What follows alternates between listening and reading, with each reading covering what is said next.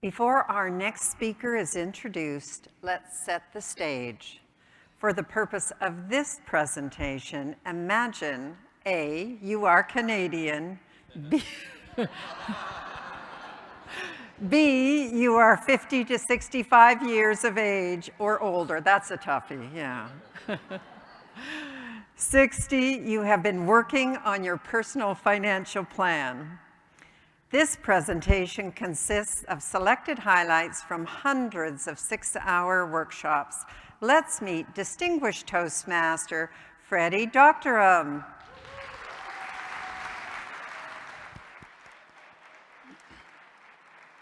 Every day in Canada, 1,000 people turn age 65. 2/3 report that they have a financial plan, but only 15% have a lifestyle plan. Freddi Dogterom has been helping people plan their futures for more than 30 years. She's a member of 4 professional organizations and is a registered retirement consultant and professional retirement planner. Freddi writes for the Current Trends publication of the Canadian Institute of Financial Planners.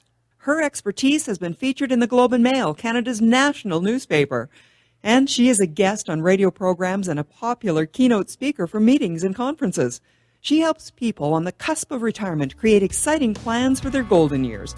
Her participants are folks just like you. The purpose of today's presentation is not to provide answers, but to provide a framework to start planning your fulfilling future. Please welcome Freddi Dogterom, retirement lifestyle planning expert. With your retirement prescription, it takes more than money.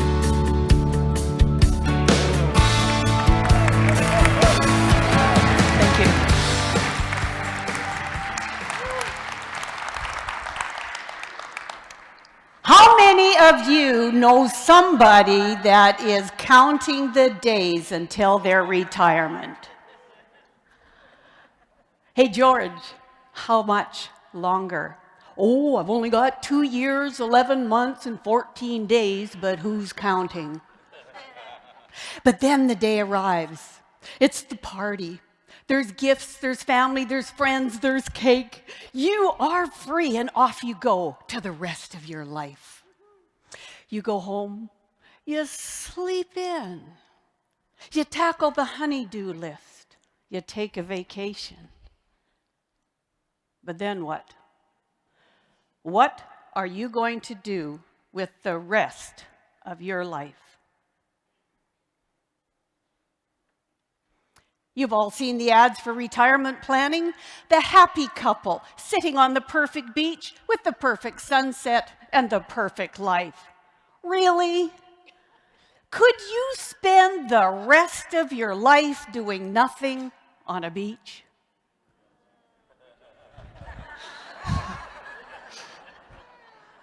Well, if you were like most Canadians and honestly answered, you would say no. It's a nice thought, but probably not. You've worked on your financial plan. You've got your finances in order. You've got a beautiful document. It's got charts and graphs and numbers. But retirement planning has 2 elements: time plus money. It's important to have a lifestyle or retirement plan. You don't want the Freedom 55 to turn into the Freedom 99. Let's meet Brad. Brad could have and should have retired, but he was afraid of the long days and weeks with nothing to do. He said to me, "Freddi, I want to retire on the morning of my funeral." He said, "I don't want my golden years to turn into bitter medicine. I am looking for the perfect retirement prescription." Prescription. You can't open a magazine or turn on the TV without seeing all of those ads for potions and pills and lotions that the drug company thinks that we need as we age. Do you want to stay a manly man? Take this little blue pill. Do you want to stay a confident and desirable woman? Jab a little Botox, or maybe wear that sexy plastic underwear. Does it work? Depends.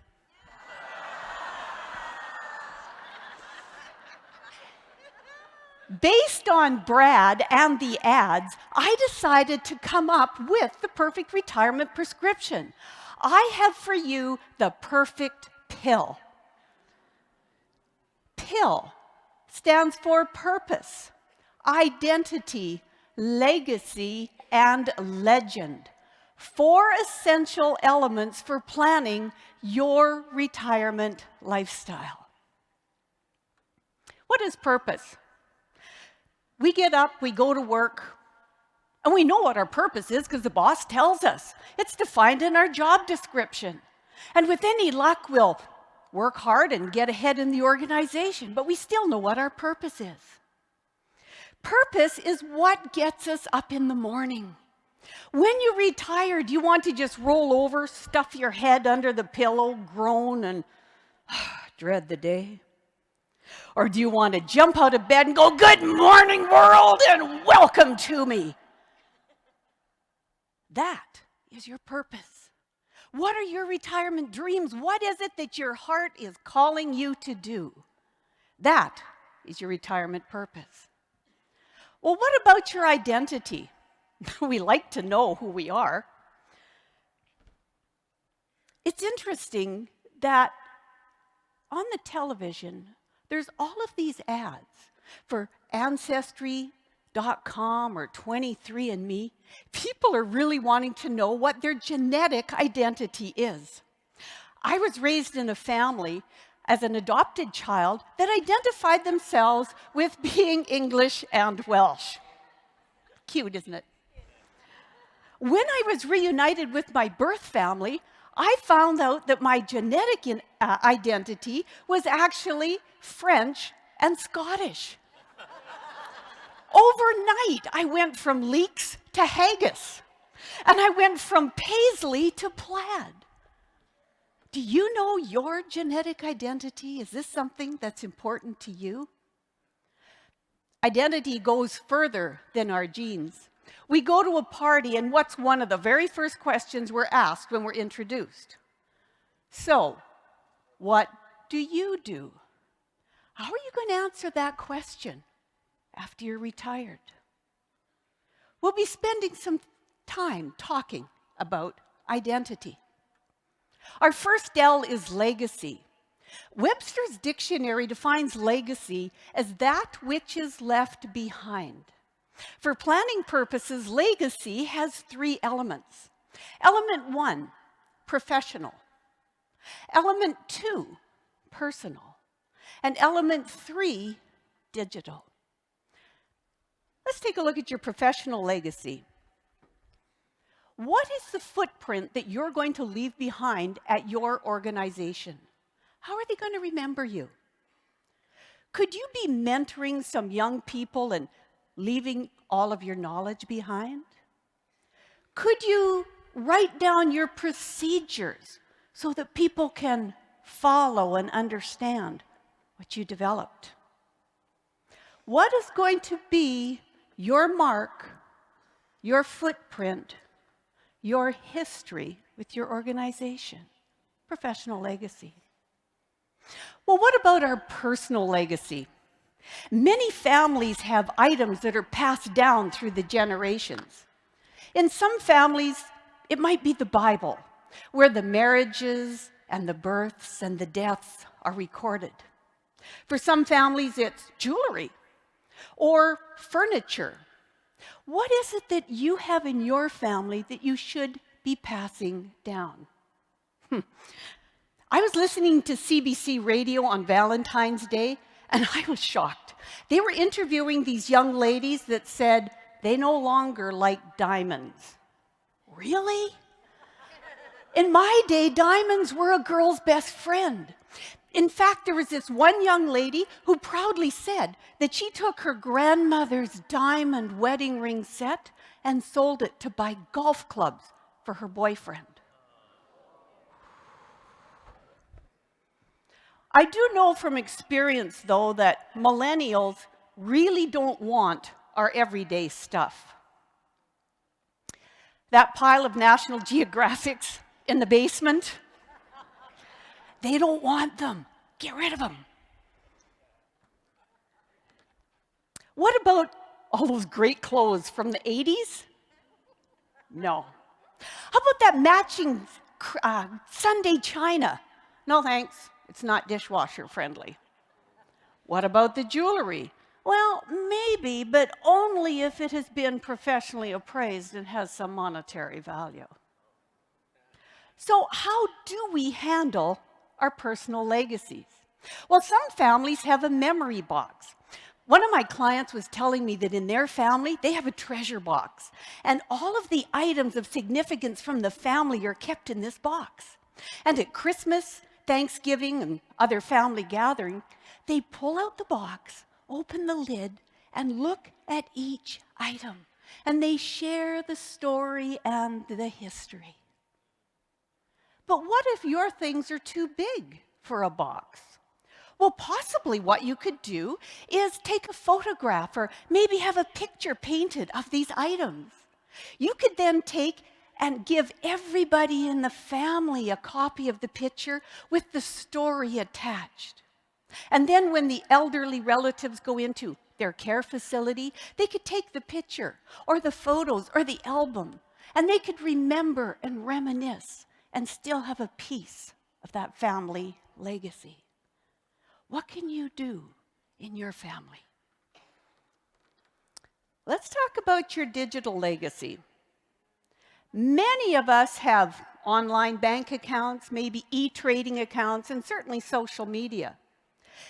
This is a new area of planning that has to be very carefully considered. Have you thought about what is going to happen to all of your online accounts and presence when you're no longer here? This needs to be carefully spelled out clearly and legally in your will. Have a conversation with the person that you are designating to look after this so that they understand your wishes, but make sure it is clearly and legally spelled out in your will. If the RCMP and the FBI can't get into your accounts, your executor will not be able to either. This is a new area that requires a lot of very careful planning and consideration. Seek professional legal counsel when you're setting this up. Well, our next L is for legend. This is the stories. Do you know your family's story? I was fortunate to be raised in a family of storytellers. And in the last 4 years of his life, Dad collected stories and pictures from all of the branches of the family. And he wrote and published this book. What a family treasure. From 1688 in London, through Africa, India, Malaysia, to Canada, right up until 2010 when it was published, the stories and the pictures are intact and able to be shared. Do you have a book for your family? You know, writing a book's a lot of work. And you might not want to write a book. Well, what about a video? We've got phones, we've got cameras, we've got easy availability to video capacity. What if you were to just sit down and have conversations and videotape what was going on? Our family has one 3-minute video of my dad talking about some of the family stories. Oh, how we wish we had more. This summer, my intention was to sit down with my uncle, the last of his generation, and videotape his stories. Tragically, he passed away in April, and the stories died with him. Don't wait.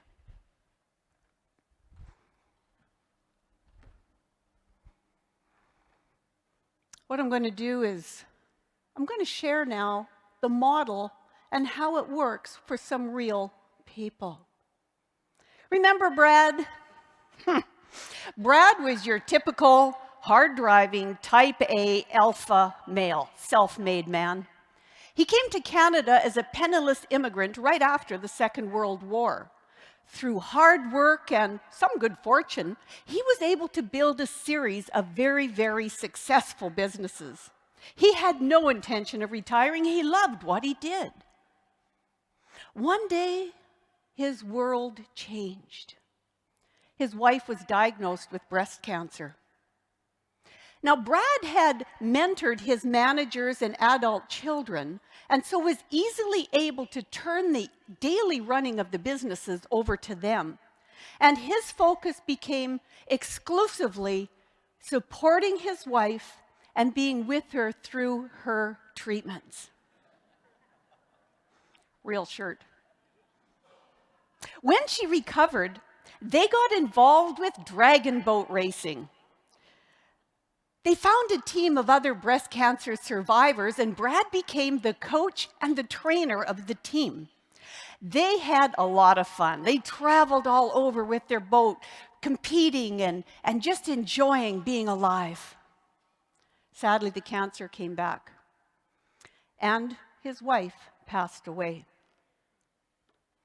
But Brad stayed involved with the dragon boat team. Supporting those ladies had become part of his new purpose. And next year, they're going to be competing in Italy. To build his legacy, Brad decided to start giving away, they called him the Dragon Slayer. To support his legacy, Brad started giving away large sums of money. He supported his local university and the hospital and some other charities. And he built a beautiful park in their community in his wife's name. The model worked for Brad. This was the most amazing dynamic leader I ever had the privilege of working with. She led a huge software implementation program. They called her the Supreme Global Commander, but her real name was Debbie Ann. It was through her commitment that the program was fully implemented and the work teams were very, very functional. She had a retirement plan, and so what she wanted to do was to use her leadership skills to build a business. So she moved across the country to the perfect acreage by the ocean and opened her organic garden. She is now identified as being one of the people that supplies wonderful organic jams and jellies, and you can find her in Powell River, BC, at the farmers market. Now, you might be sitting here going, that's all well and good, but it doesn't really apply to me. That's okay, but let me tell you about Grace.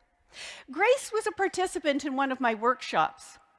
She had a company pension, she had savings, she had some retirement instruments, she had a modest inheritance, so all of her financial needs were met, and she believed that's all she needed. At the end of the workshop, she picked up her material, my business card, and left. A year later, I was surprised when she called me and she says, "Oh, Freddi, I should have listened to you. I should have planned my lifestyle. I'm retired and I'm miserable. My house is clean. I'm coffeeed out. And my husband is driving me crazy." This was 4 weeks into the rest of her life. The following month, she found another job and was quite unhappy. Failing to plan had not been a success for her, but we're working on her plan now. David's a nurse. Amazing young fellow. He was passionate about building people, building lives, healing and supporting and nurturing. But David's a diabetic. He's losing his vision, and after 32 years, he was forced into early retirement. David is also an orchidist. An orchidist is somebody that cultivates and creates beautiful orchids. He lit up like the sun when I asked him about his hobby. He's known in botanical circles for the fabulous plants that he has. And so I asked him, I said, "David, how is a nurse like an orchidist?" Well, he thought about it and he said, well, as a nurse, I cultivated health and I nurtured and I supported, and I suppose as an orchidist, I do the same. I guess my identity isn't tied up in a title. It's the expression of my heart. Today, David takes his orchids on tour. He gives talks at senior centers. He takes his passion into schools. And he is building quite a repertoire and uses his beautiful flowers as props. David likes to name his flowers after people that he knows. His mother, his grandmother, a beautiful terminally ill little boy who was one of his patients. So I asked him, I said, do you think that you could name an orchid after me? Maybe a yellow one, the bodacious Freddi Licious. Sure, he says. I can call a flower by your name, and he sent me a picture. You'll never look at them the same, will you? David now calls himself the orchid nurse and is having a very, very successful retirement. What I've shared with you today is just 4 elements. Of course, your successful retirement lifestyle prescription is going to take more than 4 ingredients. Things like health, relationship, location, etc. But today what I've given you is just a starting point. Square one where you can start. What is your purpose? What's your dream? What is it that your heart is crying for you today? Do you know your purpose? Plan it. What about your identity? Who do you want to be when you retire? What is your retirement business card going to say? Plan it. Legacy. What is the footprint that you're going to leave at your office? What are those items in your family that need to be passed along? And your digital presence, your digital legacy, please plan it. And what about the stories? If you don't know your family story, find it. Be the one. Interview people, do the research, write a book, create a video, take those pictures, but plan it.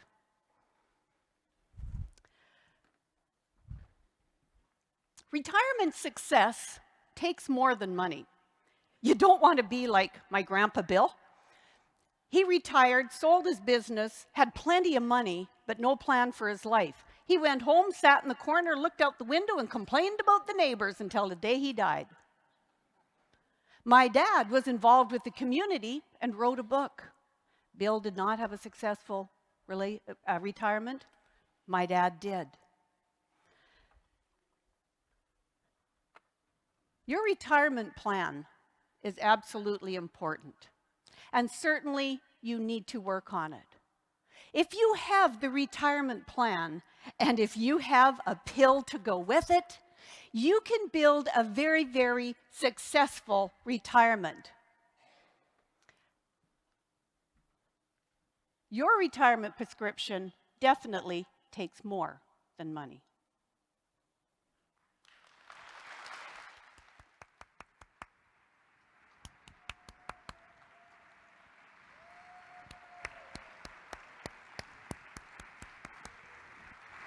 Good job. Please allow for 2 minutes of silence so that the judges may complete their ballots.